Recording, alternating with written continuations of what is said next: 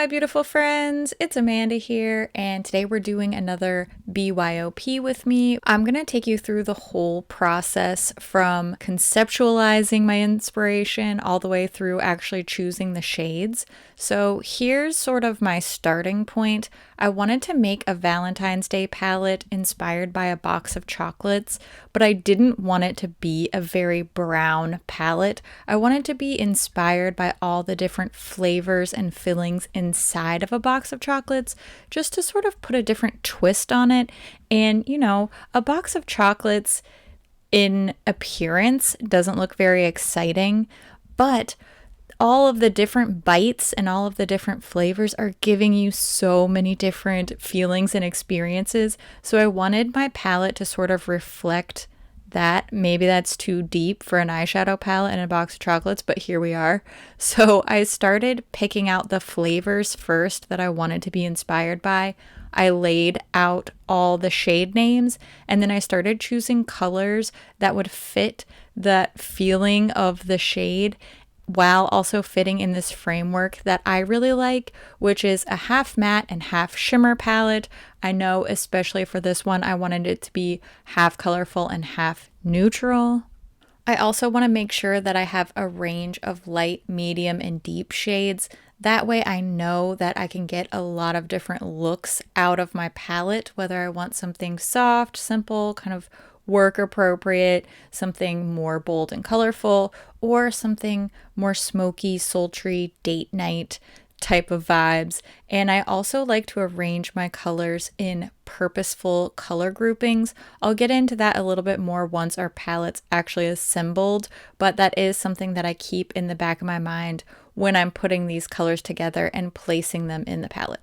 So, as you can see, we're going to do a 12 pan palette. I'm going to use one of my little ColourPop empty magnetic palettes. I chose this one just because it's kind of romantic. The roses, I don't know, it was giving me Valentine's vibes. So that's what we're starting with. I'm using both ColourPop singles and a bunch of other singles, a bunch of indie singles. We're just going to pull what's best. I'm working within my own collection. I'm not really designing this with the idea that you're going to go and buy these shades. So I have no idea if they're in stock or discontinued. And I'm so sorry. Just the whole idea is playing with what you have. So for my coconut cream shade, it's pretty easy. I'm going to grab this little off-white matte shade called Hear Me Out from ColourPop. This is a great little staple for me. I'm not even going to swatch it. I just know that this is the one that I need. So I'm going to go ahead and place Hear Me Out in my palette.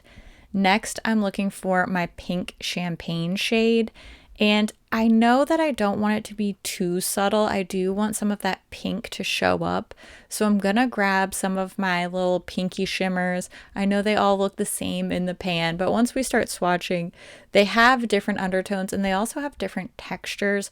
I want something really silky, smooth looking, so I'm thinking about the texture as well as the color when I'm choosing my shades. So here I'm going to start swatching, and I'll put the shade names up here in order: Tickled, Liar Liar, On the Fence, and Nectar.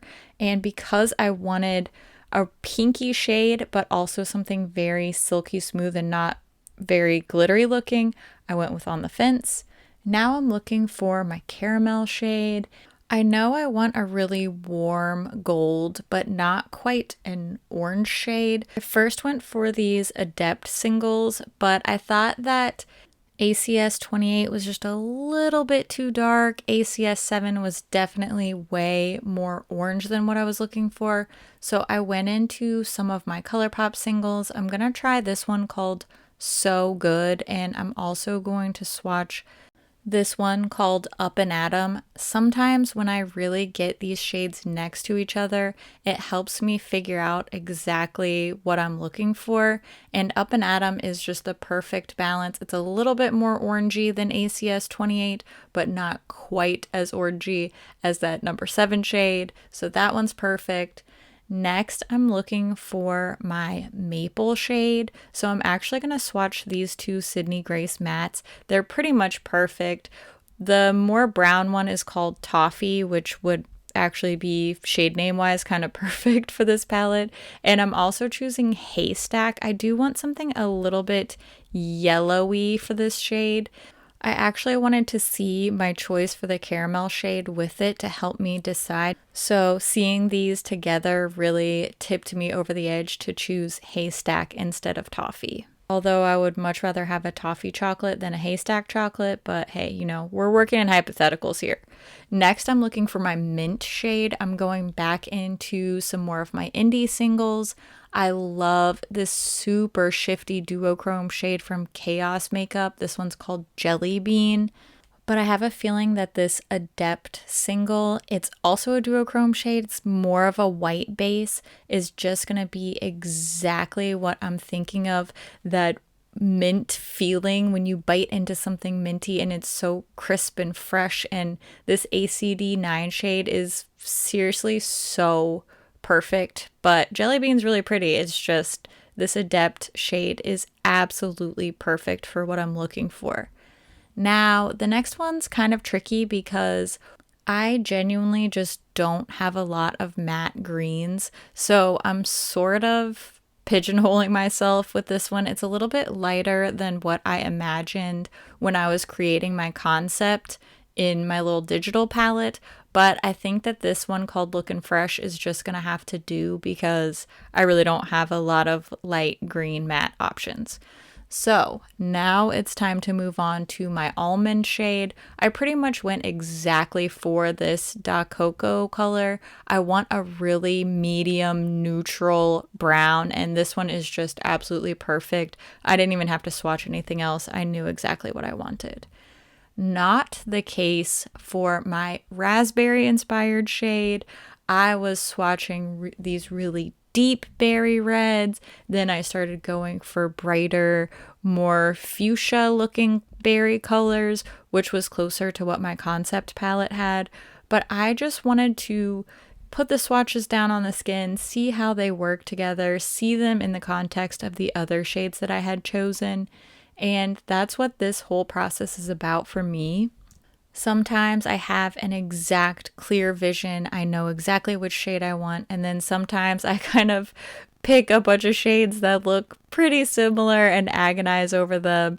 And, you know, sometimes you just got to go for the middle one. So I chose 143 for my raspberry shade. Now, when we talk about agonizing over swatches, I have condensed this footage by probably 5 or 6 minutes. I was going back and forth and swatching. You would think that a little light pink shade would not be difficult to find, but in my concept palette, it was almost a purpley light pink, and everything just seemed too bright or too peach or too purple. So I was going back and forth swatching all of these little light pastel-y, pinky purpley shades for far too long. And then once I got to 2 to mango, I thought that was what I wanted, but it just didn't seem right in the context of the palette. And then Flower Boy was too pink, so I went back to one of the first ones I swatched, which is this shade called Worth It. And I just decided to go on to the purples. I know I want a deep dark purple, so I'm swatching first this one called Hung Up and then Crown Jewel next to it. In my head, these are always much more similar than they actually look like once they're swatched, but I loved the bright blue base in Crown Jewel. So Hung Up was just a little bit too brown based for me, and I know that I don't want this Box of Chocolates palette to be too chocolatey, I say as I start swatching some chocolate browns. I know I want a nice dark matte chocolatey brown, and I think Cloud 9 is just the perfect shade. It's not too warm, it's not too cool, it's not too light, too dark, and Princess Pepe is exactly the red velvet color that I need to finish off my palette. So I'm adding that one from Sydney Grace, and I'm going to give you just a little glimpse here at what the palette looks like. We're going to swatch the whole color story out to see, is it really working? Is it giving me the vision? And once I saw these swatched, especially with the studio lights on, this is exactly what I wanted it to be. I don't think you would look at this and say, this is a box of chocolates, but once you have the context and the flavor names and everything, I think it really comes together in a different way. I personally love the way it turned out. I'm really inspired to add more color into something that's maybe not necessarily thought of as a colorful inspiration. I'm going to show you the shade names here just so that you can get a whole picture of what I ended up with. If you want to pause and write down any of these shade names or take a little screenshot, I would love to hear what kind of inspiration you would take from Box of Chocolates palette.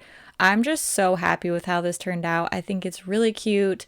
I think all of the rows as well as all of the columns can work together. If you're feeling overwhelmed or if you're feeling like this color story is a little scattered, you can just work with 3 or 4 at a time. And I also really like how this palette is split half and half. If you cover up the far side with all of these neutrals, you see you have a really cutesy, colorful, kind of pastel-y type of color story. And then if you cover up that half of the palette, you get this really rich, warm, more of a neutral leaning type of color story. So I always love to build my palettes in that way. That makes it easy to break them down and make them really, really user friendly. You can even look at these little groupings of 4 adjacent shades and build a little quad that way. But I would love to hear what you think about my Box of Chocolates palette. What kind of inspiration would you create for a Valentine's palette? What do you think of how this turned out?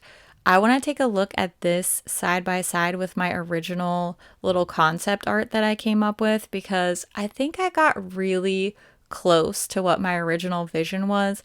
Not exactly perfect, but it's all about just the process and having fun with it. I really appreciate you hanging out here, having fun with me. Thank you so much for watching, and I'll see you in my next video. I love your face. Okay, bye.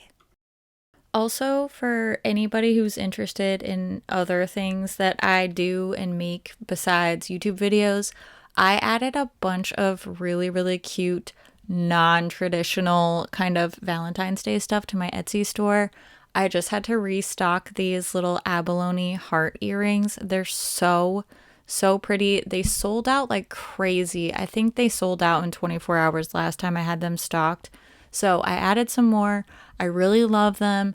I would love it if you would check them out and just like put a little heart on my shop, even if you're not in the market for some cute earrings. You know, just go check it out. It's something else that I do, and you could hang out there too. Okay, anyway, have a good day. Happy not Valentine's Day yet. Okay, bye.